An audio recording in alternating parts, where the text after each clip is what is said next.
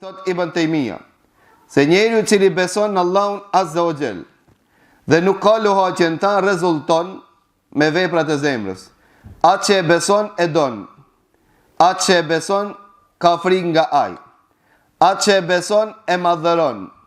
Atë që e beson shpreson prej tij.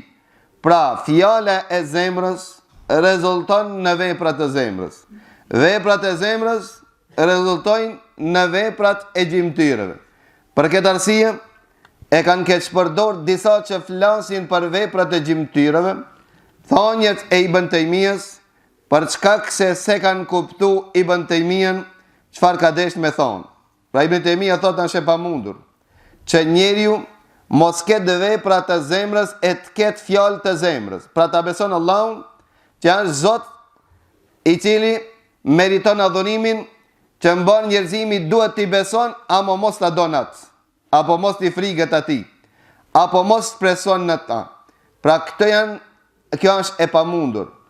Ndërsa munafikat që kanë veprat e gjymtyrave, janë ata që i neglizhojnë veprat e zemrës. Për këtë arsye veprat e gjymtyrave nuk ju sjellin dobi përderisa mungojnë veprat e zemrës. Veprat e zemrës janë aq të rëndësishëm që nuk ka mundësi që ka thonë pejgamberi Allahut, të rregullohet imani i birit të Ademit derisa të rregullohet zemra e tij.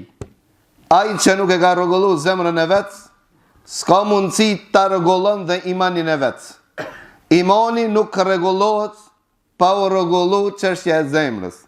Për këtë arsye Allahu Azza wa Jall tregon për në munafikat që patën veprat të gjymtyrave, megjithatë në kandarin peshorën e Allahut, në konsideratën e Allahut, janë sikur mos me pas asnjë vepër. Nga se thot Allahu për munafikat, innal munafiqina fi darkil asfali minan nar.